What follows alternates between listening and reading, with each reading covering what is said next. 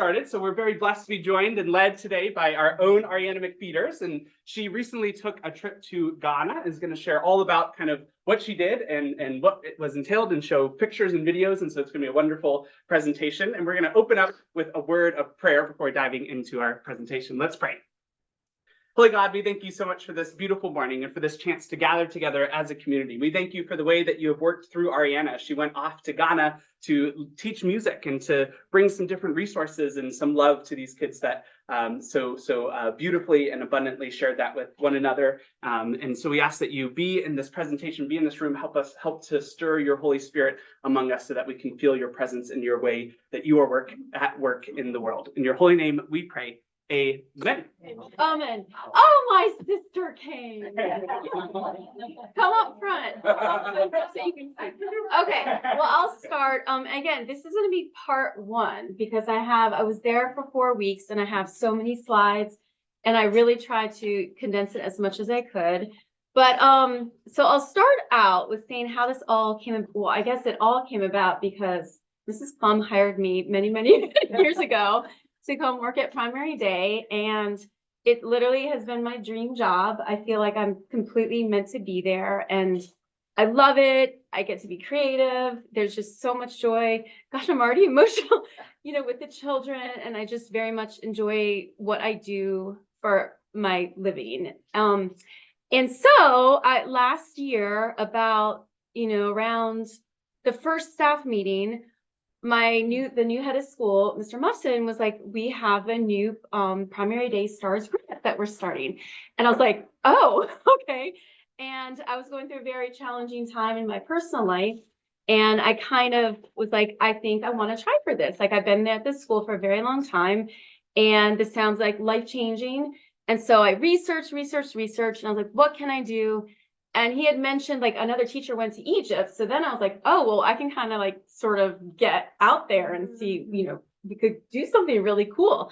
So I kind of thought in my brain, what could I do that would be life-changing for me, help me grow as a person, but then also I could bring back to Primary Day, because that was one of the premise, of the grant is you wanted to be able to bring some of what your experience was back to the school. So I was Googling, like, what to do, where do music teachers study, all this stuff. And I was kind of between going, drumming in Africa, because I've never been to Africa, or I was sort of always been fascinated because I took an ethnomusicology class at William & Mary, like the gamelan playing in Java and all that stuff would be super cool. And I do feel like, I'll tell you the story, but I feel like God completely it just fell into place somehow, amazing, because I was Googling and I came across this website, which was Peace Music and Culture or something like that. And it was this Daniel Strux, and I emailed him, just randomly emailed him. I was emailing lots of people, and he emailed me back and said, why don't we talk tomorrow? And we did, and come to find out, he actually lives in Williamsburg, and he knew my specific musicologist that started all this many years ago, like the musicology aspect of global music and what I kind of want to get into more now. And so that was just like, whoa. And he thought drumming obviously would be more accessible for the children at Primary Day. So that's why I was like, okay, it's going to be drumming. I want to go to Africa. I've never been to Africa. When else am I going to go to Africa? And so he put me in touch with, and I'll get into it more, this woman who it's Project Acrosty, which I'll explain. And I Zoomed with her, and it kind of just everything worked out. And I do believe God had a complete hand in that, because it was like just so overwhelming, but then it just kind of happened. Okay, so my proposal, I named it Project Wings, because obviously the mascot of my school is Biko, and it's a bird. And I'll read this because I know it's small print, but Project Wings. So I had a huge, multiple page proposal, but this is the gist of it: a music, art, and dance exchange between Project Acrosty, Inkabom Sundrops Montessori, and the Primary Day School in Ghana's village of Acrosty. The partnership embodies Biko's golden rule and supports Primary Day's mission and diversity statements, modeling cooperation and sharing, Project Wings plants seeds of kindness and unity and is a jump into PDS's global connections through the arts. And I don't know if any of you, I guess you're familiar with Primary Day, but they're very big on values, and Bika's golden rule, do unto others as you want them to do unto you, and kindness and unity. So it was, my goal was to go there and just share that, the school's, values, teach them music, but then also learn their cultural dances and the drumming, which I'm going to, that'll be actually, the drumming and dancing stuff will be next week. But yeah, so yeah. Oh, and so this is powerful. This is the master drummer, and he builds the drums. But so this was the main guy that I took lessons with. Lovejoy is her name. She was just this amazing recorder. And I brought all these recorders and books, which I'll get into. And this is just some of the village children. So this was my proposal. And fortunately, it was accepted and I got to do this. So here is, and this is another experience, vaccinations. There were so many, and there was a point where, I think most of you remember this, there was a week, because I have ulcerative colitis and GI stuff, and I'm on medicine that makes me immunocompromised, I was like, I can't get the yellow fever vaccine. So I had this all ready to go. I was like, wait, I can't, it was very upsetting. I was just in tears that I might not be able to do this. But then I met with my GI doctor and he's like, well, we've done this once. So we're going to try. And it worked. I went off my medicine. I got the vaccine. Then I went back on it. And I'm just so grateful for my doctor that, took a chance and said, we can do this. And he's like, this is what I would do if you were my sister, and this is a life-changing opportunity, and I'm going to help you do it. So that kind of, was super cool that I could get all the vaccines and I could move forward. Also, direct flight made it kind of very appealing, just 10-hour flight. I didn't sleep, obviously, because you're sitting up tall, and it was not comfortable, but very easy to go. And when I actually saw it, I took a picture because it was just oh my goodness, I am in a different continent. And I know you can't see this, but the luggage, because I was bringing all the books and the recorders, kind of everything I was bringing, it was a lot to weight. So it says 49 pounds, and you all know that 50 is I had waited, but it got right up to 49. And then I got there. And then this is, I didn't know they said there'd be someone there to pick me up. And so I found, Ata was kind of my guide, and this is the driver. Okay, so yeah, so that's how I got there. Then here's just a little bit. This is one of my favorite pictures, and I'll explain. It's Esther and her niece. But Ghana, small independent country on the west side coast of Africa, just north of the equator. It features lush tropical rainforests, sandy beaches, and game parks.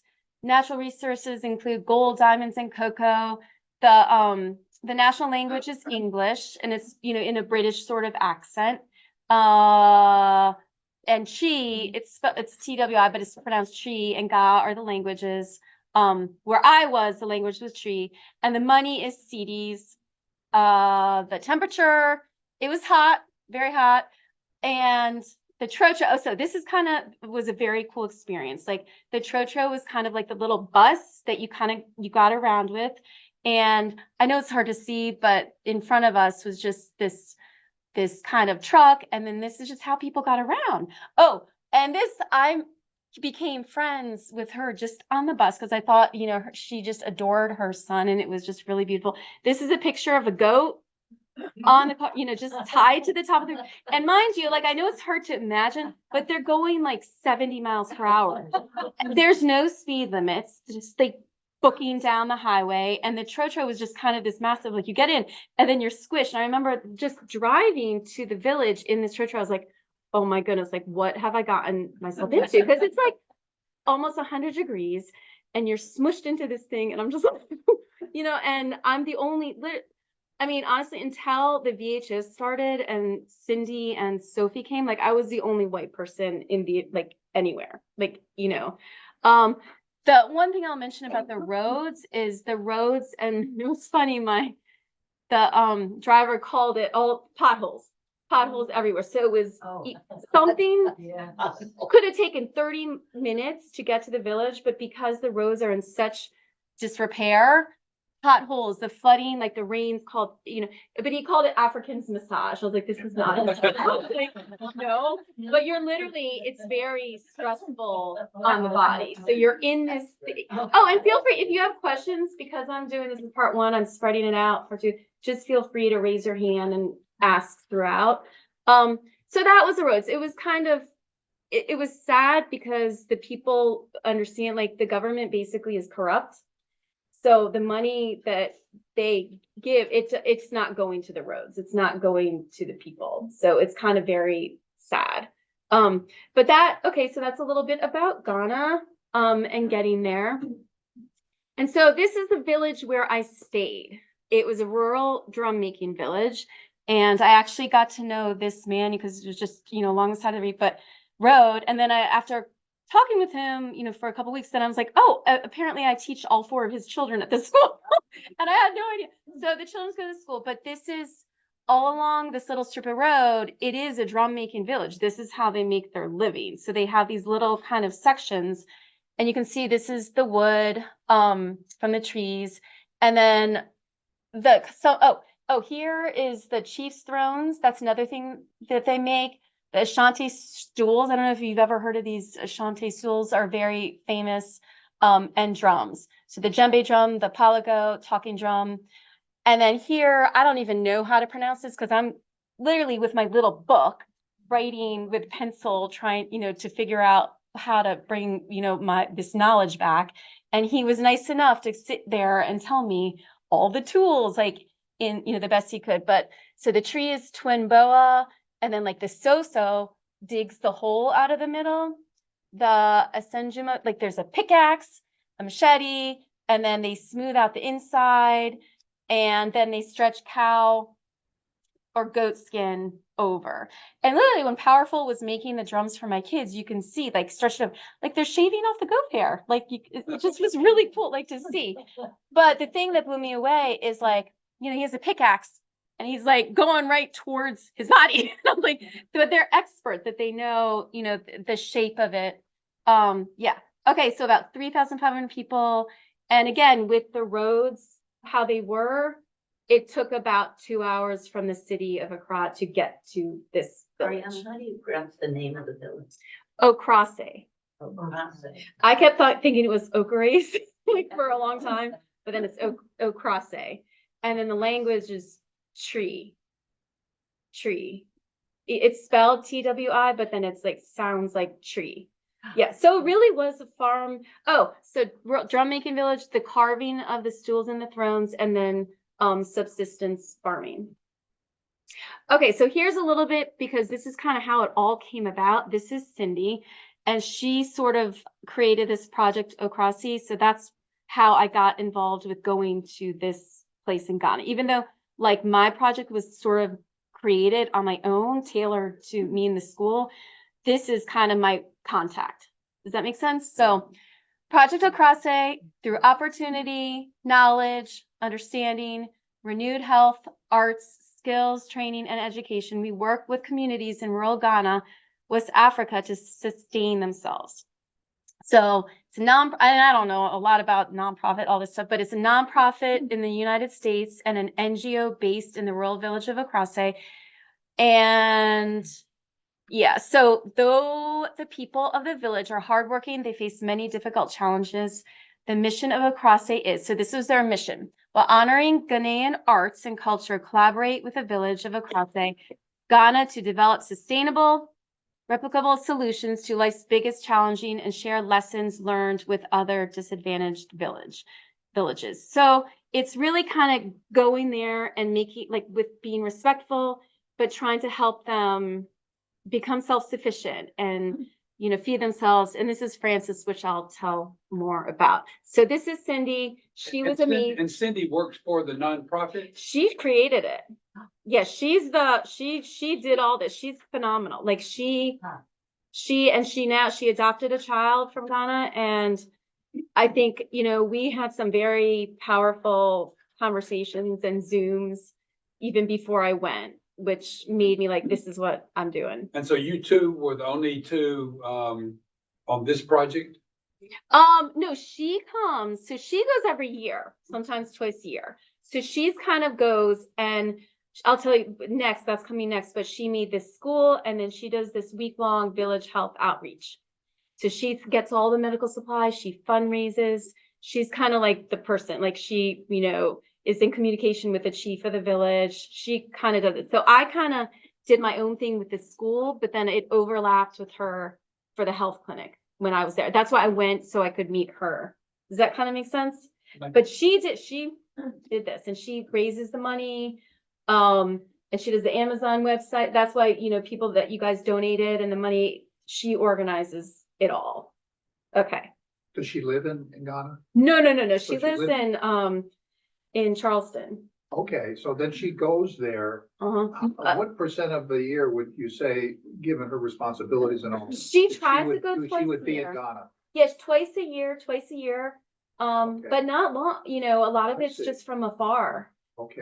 And I'll explain this when you get to the school. There's like two men, like the Ata, that are kind of caretakers of the school and stuff. But it's hard. Like this, she has a full-time job. Like she has another job, but this is her heart, So, but it's a lot of work to get the money to make this village health, happen. And so her focus is that particular school. Oh, yes, it's Just a the school, and it's, Okay, and then she brings in specialists like yourself well, to enrich. yeah, well, she doesn't bring it in. It's on the, I just happen to kind of fall, but that's her goal. Yeah, is to bring, like I know to build a school, she brought, there was before COVID, I think COVID kind of messed a lot of stuff up, but a group of college students came to kind of help plan, like architects, it's all on their website, but to help plan this school. So she kind of, yeah.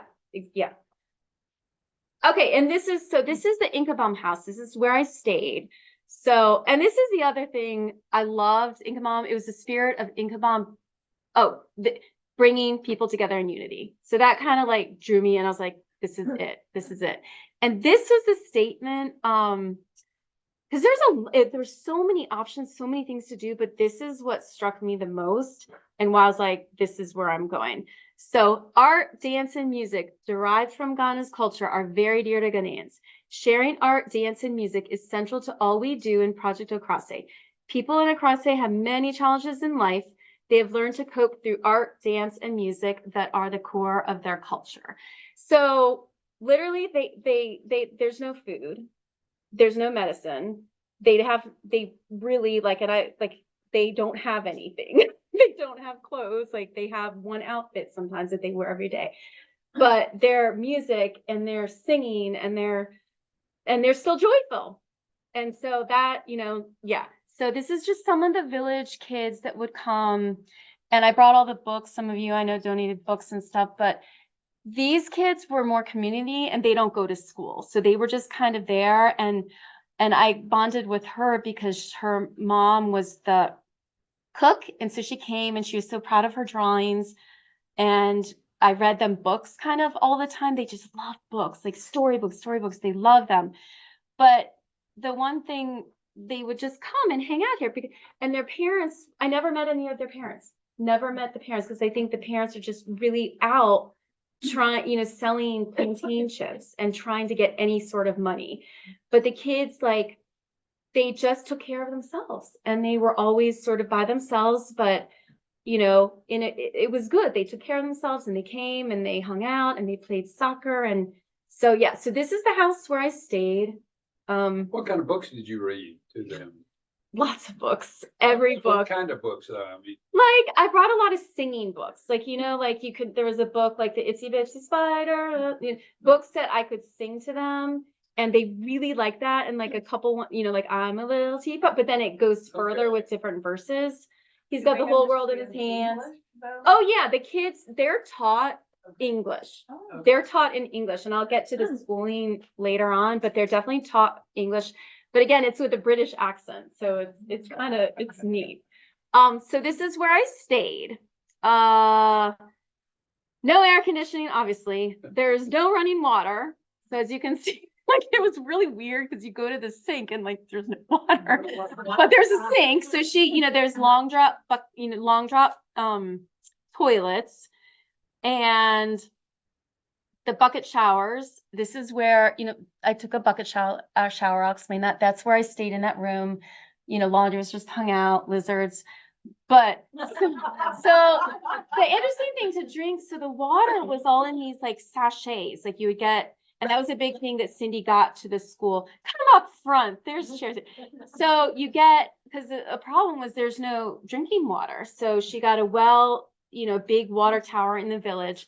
But then, so I would be drinking these sachets, and you get used to it after a while. There's these little things, and then you just bite off the plastic on the top and you drink it. But then you take it, so to brush your teeth, you squeeze on there. But the bucket showers were, and I like hot water. Like I don't, but it was, it was so hot during the day that when, it was really nice to just do the bucket shower. So if for those of you that have not taken a bucket shower, you go kind of to there's like a big water tower, you fill up a big bucket and then you bring a little bucket and then you go into like sort of like a stall and sometimes there's lizards and there's this giant snail in there one time and I was like, oh my gosh. But it was so beautiful because like, look, like you could see the sky. But so you take that and you pour the bucket and then you sit, and you pour. So that, I got used to it after a while, but then I would run to my room and then jump under the mosquito net. So but it was, it was learning curve. I figured it out like a couple days. Yeah. Could I ask, because I heard you mention the song, He's Got the Whole World in Yes. His Hands. Was there a religious aspect to it, or is Project Ocrase There's no, totally not? it's not religious, but I mean, it's a very, and I'll get to that, but it's very, Christianity is huge there, huge. So there was no, it was definitely like, I talked about God a lot. And like, I mean, my biggest thing and what I'm bringing back to the students at my school, and all my BCOs this year are themed kind of from here. Like we started with a unity performance and then there's a diversity one. And so through the songs, all the lyrics, like we're all the same, we're different, but we're all the same. So I remember talking when I was reading one of the books, because they came up and touched my skin, but then the whole point was, look, we all have veins. Like you can just see mine because my skin is white and I'm old, so they come out more. Like you can see them, but like you can still see, like, so even the kids in my class now, we did the same thing. We talked about and it's a very diverse school, primary days, so all the skin tones are different, but then we're all human. We're all human and we all have blood and we all have organs and stuff like that. So that's kind of like what I'm, and I think it's meaningful I hope it's working, even if it gets through to one person. So that was where I stayed. And so this, as part of my proposal, I could add, I added in some cultural stuff just because it was sort of like a cultural immersion. And this was really fun. I did like a drum. Yeah. Are they doing the drum? Yeah. Oh, Okay, yeah. Okay. That's gonna drive me nuts. Okay. Batik and tie-dye. This is with Victor. In this, it was kind of like a labyrinth of art. That's gonna really, can you show batik and tie-dye, and it was in this kind of arts labyrinth, and he was such a delightful person, and it was about 3 hours. And I just learned how to do batiking. I don't know if you're familiar with it, but it's like hot wax. And then you cut the shapes, and they're all Adrinka symbols, that I'll talk about in a minute. You fold it, but then it's a way you take the sponge and the symbol, and then you put it on the fabric. I mean, it was really cool, and then tie-dye, he talked about, the hot water and the dye and the salt and the chemicals and the bubbles were good. He was just really nice man. And then you dip it. It's kind of like an Easter egg. Has anyone done batiking? It's exactly like that. You get the wax and then you put it in hot water and then the wax melts off and then you see the design. And I made two, which you'll see, but he was very nice. But again, like, you're there for 3 hours and then I had to pee. There's no bathrooms though. So, but I'm very used to that because I can go anywhere. So I'm like peeing in a bucket, like in the back room. But so you just, I definitely, there were times where you just go out of your comfort zone. Like, it's just what it is. And I mean, I feel like I'm kind of grown in that area a lot. So that was that. So this is these are the batiking and tie-dyes that I made. And so this is the batiking, and I did it just for fun in my kids' favorite colors. Dash purple, August yellow, Sebastian red. And then he ironed it, and he was just really nice. And this is, So, and the other thing I saw, I was like, well, do you have anything there, that I could buy? And he brought out a couple pieces of fabric, and then I saw this. So this is now hanging at Primary Day. I don't know if you can see, but it's like a globe with little kids, and it turned into doves. And I was like, this is so, like, really? Like, and so I bought that. And the other thing, which the dollar goes so far. So I can't emphasize, like, if you ever want to go anywhere, just go, like, Ghana. It was amazing. And it just, like, literally, like, this was $1, and I made clothes, and like the dress was $5, fabric and tailoring, like everything. So that was pretty unbelievable. Okay, so that was the batiking and tie-dye. Did they take, I'm sorry.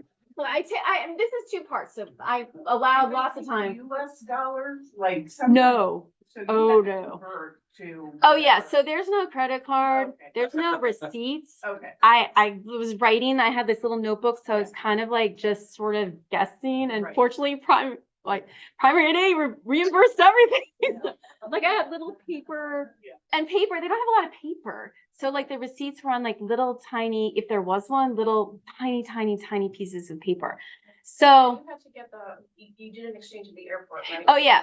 So I did that at the airport, and I was told to double check. So I just had all these CDs and a big wad of cash. And I did give Powerful.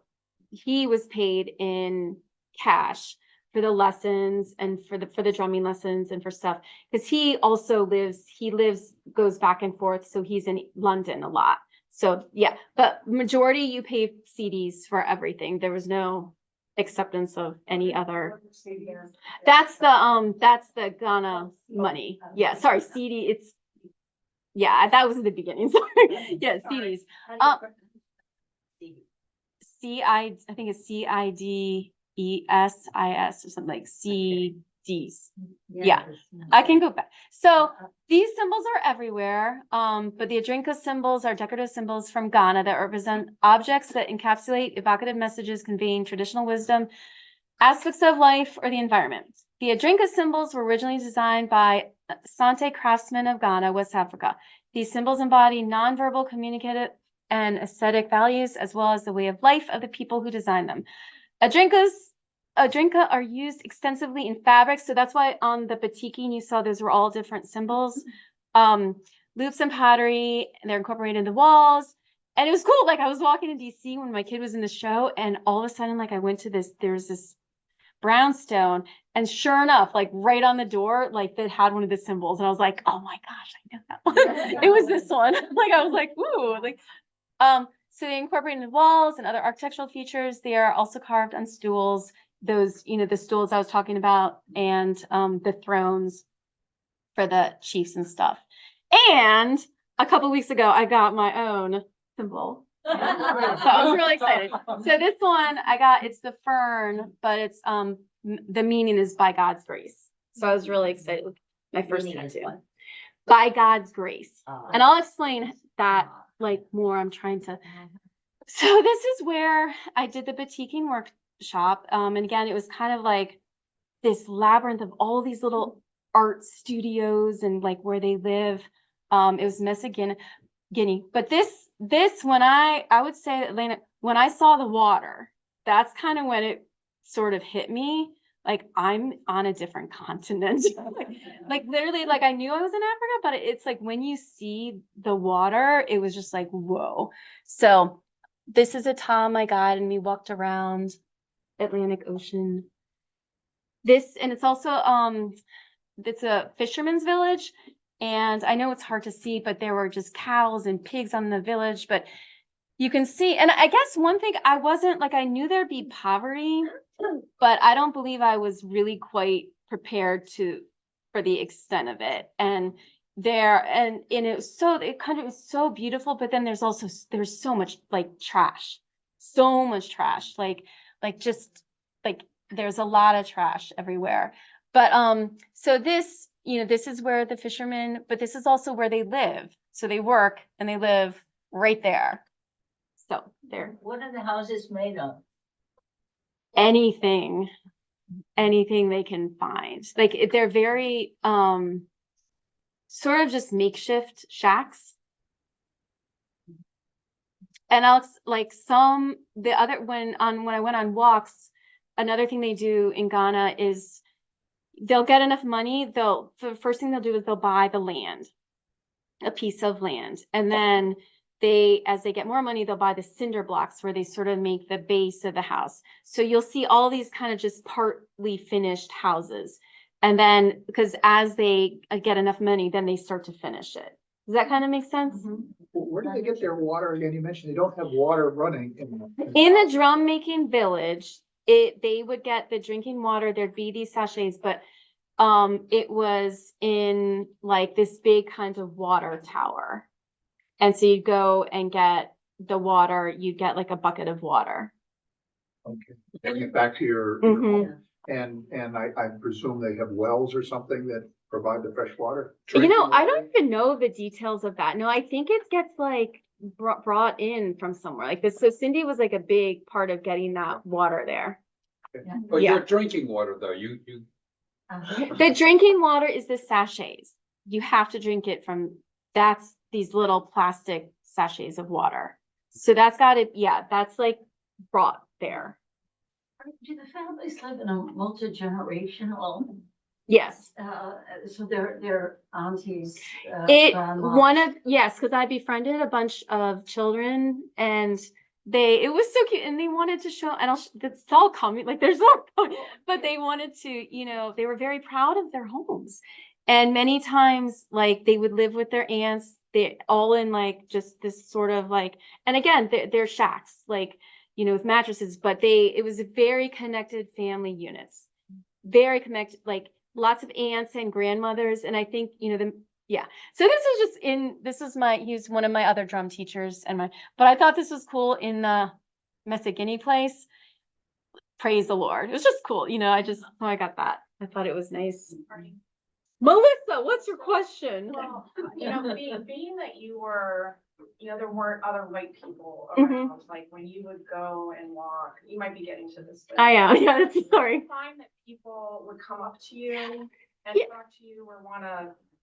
What or I've did they kind of like, Yeah, so pretty much what happened is it's a really good question. A lot of people didn't say anything to me.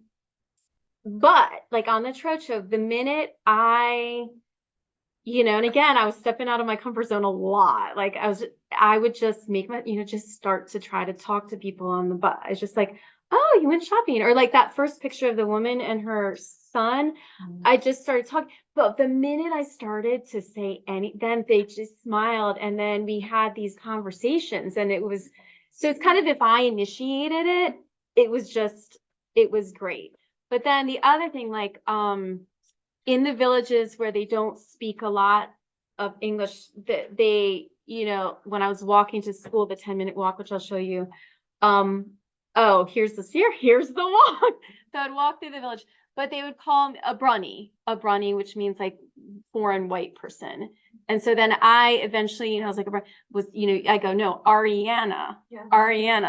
And then, so then they would start to learn my name. But then when Sophie was a medical student who came to be part of the health clinic, she was white, and then they started calling her Ariana. like now the Abrani is like also like, I don't know where my name's, it was really funny. But so it was cute because as I would walk to school, they'd be like, Abrani, and then eventually Ariana. So the roads were so bad to the school that the bus could only go halfway. And then the kids, this bus would get up, the bus driver would get up at 5 o'clock to get the kids and you imagine they're so eager to go to school that they're up at 5 o'clock in the morning and on a bus for like 2 hours to get to school, these kids. And then some would walk in the local, the little places right there. But the roads had to stop. So then the kids would walk, but then when it would rain, anyway, this is just, this one thing that I loved, like these crocuses here. So they would be, open up and close. And it was just really cool to watch. And so eventually the kids would go across this, but sometimes you're literally lifting the kids and throwing them over the water to get to school. So it's beautiful. I loved it. This was the path, but it was also, and another thing, there are people walking, they'd have their, you can see right here, but there's machetes everywhere, just people walking with machetes. And it took me a while to be like, oh, but then I felt absolutely completely safe. I never once, my entire time there felt unsafe. It was really cool. Okay. So this is my little walk. It's about 20 minutes through the village. I love flowers and nature. So I thought there were some really cool, unique, different flowers. And so this is the door to the school, Incabon Sundrops Montessori. So that's where I would enter. Yeah, it's an amazing school. I'll read this because I was kind of blown away. I wasn't expecting the school to be that beautiful, and it was really stunning. So in 2017, Project Okrasi and Sundrops Montessori opened Incabon Sundrops Montessori School in the village of Okrasi. This school was built by local men and women who made compressed earth bricks one at a time.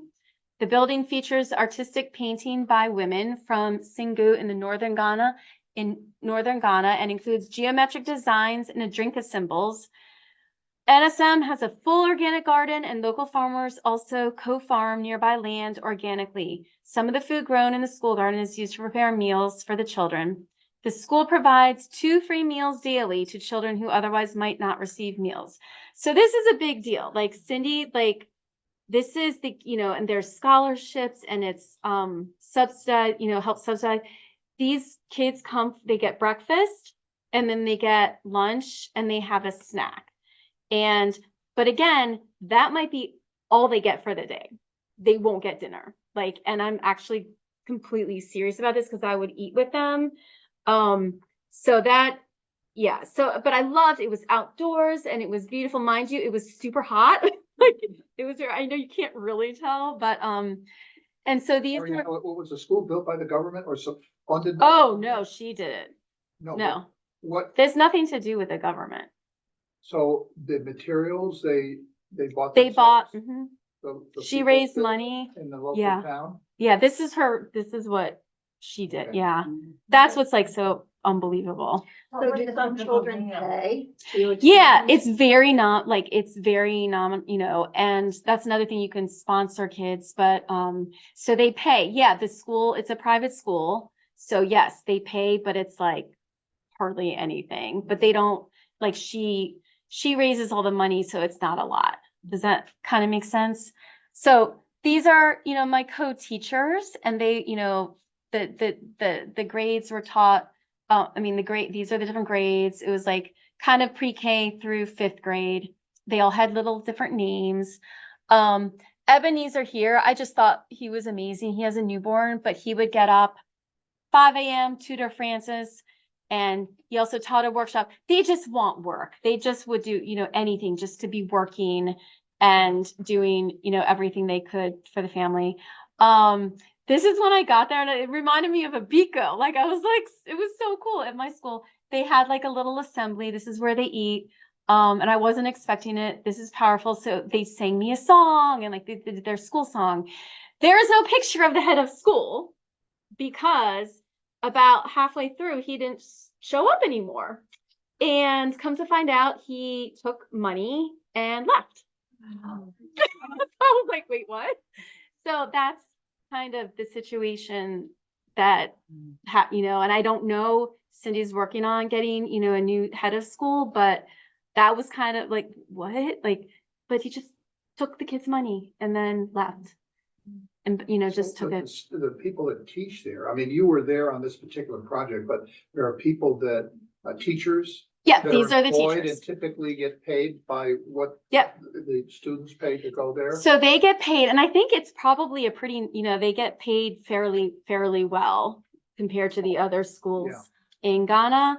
But they were lovely. And I was also interested in that the majority of the teachers were male, as you can see. So, but it was also like, I get there and there was no schedule. They're like, I was like, so it was very, I kind of had to take initiative and say, well, why don't I teach?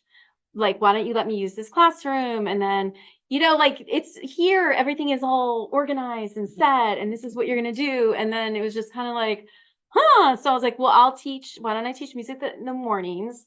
And then I would have lunch with them every day. How many kids in the school? There's about 20 in each class. Can I go back? So what's 20 times all that? Or each of those are the classes or? Ariana, what happens after, let's see, they end, is it third grade? After third grade? Oh, that's a great question. The parents really begged Cindy to make another grade. So now there is one more grade because that's the issue. What do they do after? Ariana, what did you eat? Oh, that's coming. Are you ready? So here you go. So I would say as Beatrice knows, one of my favorite things about Ghana was the food. I absolutely loved it. Like my GS, like I've never felt better in my life because there was no preservatives. It was just so fresh and organic, and being vegan, like, I have many goat stories that like I'll if I have time, I'll do. But so I just did everything but without the goat or the fish in it. And so outdoor African kitchen, and these, so good. I took pictures of it because literally it was amazing. And the kids would all come, they'd start with pre-K, and the food was cooked here, and then they would go up and they get their little plastic, dish and spoon, and then everything, there was about 4 women, like Philomena, 4 women that, did the cooking and then washed in between, eat breakfast. That was their full, their job. And then they would wash all the plates, but the kids would bring it up. And it was just so good. And then I would eat with them. So I kind of got to know their little personalities at lunch. I still used a fork and spoon. I really, really tried, but what they do is you can see, you dip like the banku, right? And the fufu, you dip it into and you eat. And this was interesting because at first, when I was sitting with the kids in the table, like I, sometimes didn't eat on my food, and I would just take it up and put it, where you would put your plates to be cleaned and stuff. And then as I got to kind of know, like there wasn't always enough food. And you couldn't go back for seconds, like the kid. So I'm like, what, I ended up starting to give like my food. I definitely lost 5 pounds. But I got it from them because they were sharing their food with each other. Like if one kid, didn't finish, I mean, they usually finishing, but like, they would share the pineapple. There was never food wasted. Like you just shared it with each other. Does that make sense? And so I ended up, because they usually give the teachers like a lot more food and I didn't need it all, but so I ended up sharing. But I love just their little personalities, and yeah, so. Do all I the see their students little wear yellow uniforms? Oh, good question. Yeah. So they all, the fees include uniforms, and I have more pictures, but this is the uniforms. And there was like one other one that they would wear on Thursday. But the hard thing to see is like, this is like, some were so small, some were, they just were bursting up because like to get money to get a new uniform, that just isn't, and they would sew it back together. It was, yeah. But I thought, these kids, they got to get up, put on a uniform, go to school where there were actually flushing toilets and running water. So it was like, and again, they were just so excited to learn that it was amazing. So these are just some of the girls, I bonded with. They were just beautiful. Bayless, he just cracked me up with a smile. But just like our schools, like it was Montessori, but instead of like stuff, they have rocks. So they're counting with rocks. And I kind of tried to help them with, I don't even know what I was doing, but it was like a small group lesson. And this I love. So I said on the upper, there was trying to make a music space. And so the head of school kind of asked people to come help and clean. And so we were cleaning. I was like, I'll help clean, because he was very much like, no, they'll do it. They'll do it. They'll do it. But I'm like, no, it's fine. I'll do it. But there was, I don't know if you can see, but there was a bird in there, like in one of theirs. So I was like, there's a bird. And so this guy, he just went and grabbed it. And he's like, I got it. Like, let it go. But he was, you can see his smile. He was just so proud that he just grabbed that bird and took it. So the kids were, amazing. Oh, here's a video. So hopefully this will work. So this is pre-K, but in it, there you can hear what they would call me as Auntie Ariana. So you'll hear it towards the end, but like all day long, it's Auntie Ariana, Auntie Ariana. So yeah. Instead of like Mrs., it's Auntie. Yay!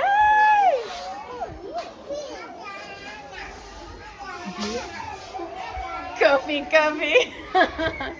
Hi. I'm going. Hi, Queen. Hello. Yes, hi, Shira. You learn all their names. Oh yeah. I learned a lot. Like I was pretty good, but it was, it was hard. Like definitely, I learned a good amount, but it was challenging for sure. Yeah, and there's one I'll give, since this is a church presentation. That girl, one of the girls, her name was Queen, and I did my Stephen Minister had given me this devotional thing, and I took pictures of it so it not to be heavy. But I remember reading it, and it was something about like a crown.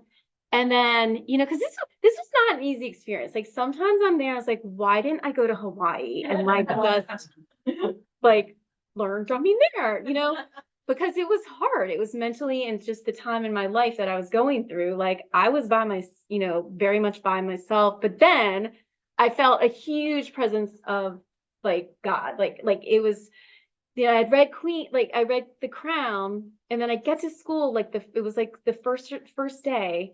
And all of a sudden, like this girl I see in her hair, it was like this princess crown in her hair. And I'm like, and then her name is Queen. Like, okay, I can do this. Like there's just like little things like that, like that just were cool. So this is one of the women teachers charity.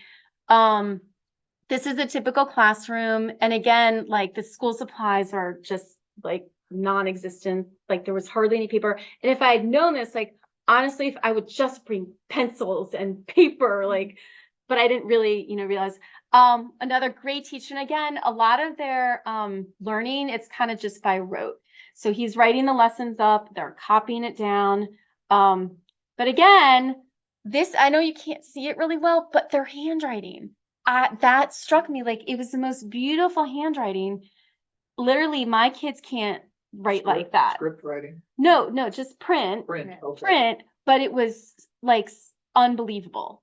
And, like, look at that. Like they were so interested, and I enjoyed, so that was Michael, but, OWAP, I was like, what's OWAP? But it was like Our Nation, Our People. And I thought that was a really neat lesson to learn, but it was very much, it wasn't as interactive. So when I did come in and like have them come sit around me and read a book, like it was just real, they just wanted it every day.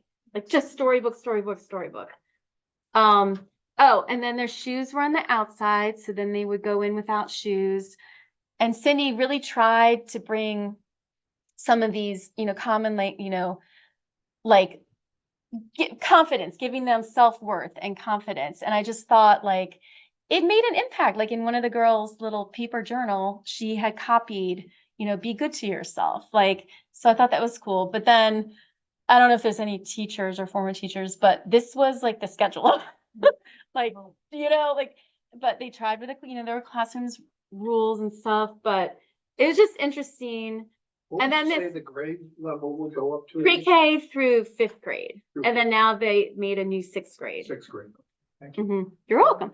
And so this is like the little, but then again, sometimes dashes pencils like that. But again, they just didn't have these school supplies, but this was that was a lot to see. And then the backpacks, all of it is donated stuff. So if you ever, I do a lot of donating to Green Drop, it goes somewhere. It really does. Like these backpacks, they're used backpacks, but they love them. And just to have a backpack to carry stuff in, and it didn't matter the gender. Like you'll see, I have a picture. Okay. So this was the playground, and I thought it was really cool because at primary day, we have a new outdoor music garden, but they had made their own. And then this was a game. I have a video, and they play at recess. And it's this big jumping thing. I tried for 3 weeks to get it, and I could not get it. It was the most complicated thing. It's like Ampe. It's they really tried to teach me. It's like Ampe. It's like they tried so hard, but it was so I couldn't. But they were so physically active, and they just did it, and they loved it, and I really tried though. Oh, actually, I can do the video. So this was. Let me see if this works. It's just cool that they had made that whole thing. Yay! Wow. How does that? Okay, good. So this is the game, and remember, you got to think it's like 90 to 90. She's the mother. You're going to be screened on the game. She's the leader And then the boy of this team. And this one is the leader of Okonton's team. It looks fun. I just wish I could get it. Now Oshwete is leading. Oshwete is leading. See? It was very, but it was just cool. From what I learned from the recess, and stuff is they're kids. They're having fun, just like our kids. They may not have money and stuff, but it was just joyful and fun. Now so I really bonded with these boys. We had, they were showing me karate and but this, I guess, yeah. So it's from the Mario movie. It's the song Peaches. But again, they haven't even seen this movie, but they knew this song somehow. You're so cool. I'm gonna love you to my very They're so, into it. I love you. I just adored. They were just so, and they just wanted to share that they knew stuff, and they knew that. Yeah. So I don't know if you know Peaches from Mario. Okay. It's hysterical. So they were just great. So recess was really fun, and they just wanted to play, and I taught them to do some relay races and stuff like that. But again, they're playing soccer, but then the soccer balls are completely deflated. There's no, it was just hard. It was hard, but so this is my friendship. Again, they were just happy, and there wasn't, and at recess, it was fascinating because there was no one really watching them.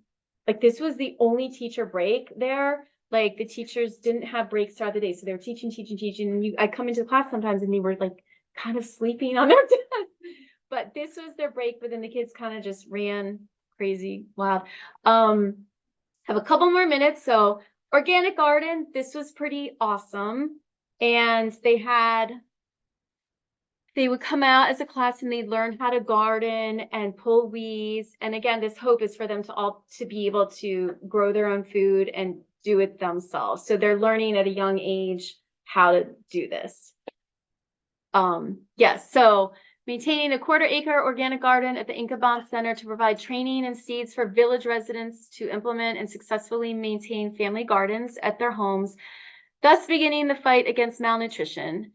It will also be a source of food for the Inca Center programs. And another thing, it was hard, Oh, and here, so they would eat the food. There was a mango tree, a pawpaw tree, and I had sugar cane, but it was right on the campus. So everything was really fresh. So this was my music space. I'll go right up to it. So I used one of the extra rooms up on the top. That was my view. And there were fans, so that was really thrilling. And I got a little whiteboard. Again, they didn't have enough, like there was no what are they called? The markers, the markers, and like the little spray bottle, like they just had like a little spray bottle. But again, like it was so thrilling. Just they were so excited to learn about the staff and about the music. And I'll get the second, next week I'll show you just the music part of it. And oh gosh, I'm talking too much. I'll go, okay, the storybooks. They love them, absolutely love them. I can't tell you how, like, it was just amazing. And then, like, Belle, I kind of secretly gave her one to take home because they wanted to take them home. And I was like, no, they're going to stay in the school and then you can, like, share them. But they would sort of, because I would sing them. So it's like, when you wish upon a star, but then they would learn it too. So I'm hoping that they kind of remember and then they can, like, sort of teach the younger children. They love the wheels on the bus. I also brought a bunch of the Anansi stories, and then I bought the Itsy Bitsy Spider to kind of show that, we have a spider book too, and you guys have a spider, about spiders, and they really like that. They could have just been read stories too for like ever. They loved it. Harold the Parrot, I have a book that goes with that, and it's a puppet from Primary Day, and I left it there because I kind of, I left all the books there and Harold, and then I just got another Harold. Cool. But they were fascinated. They'd never seen, a puppet. So it was really cool. And Harold, the book talks about how everyone has their unique voice and how Harold found his voice. So that was my Harold the Parrot. Then Friday, the drumming and the dancing with Francis. And Francis lives in the Inkabaum house. So he's, and as part of his for living there, he comes to school every Friday, and he's blind. He's completely blind. And he teaches the drumming. And, it's a congenital disease, but he came. So Cindy brought him to the US to get him tested and to figure out, but he is blind and he gets to the school. But I know it's hard to see, but you see how their uniforms, and you can see just the stitching to try to get, them to fit. But I love it. Like, I just like that picture a lot. So I'm almost done with this part. So the walk home from school was crazy, and it was the hottest part of the day. Like, I think, around 3:00 is when it was just really hot. But this is the kind of the village where I'd walk through.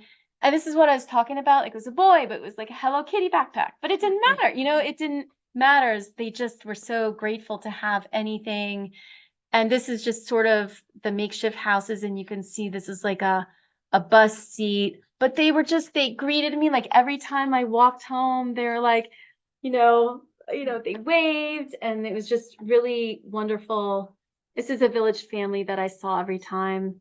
And again, they didn't go to school. So there's like their day was just kind of helping clean the house or cooking.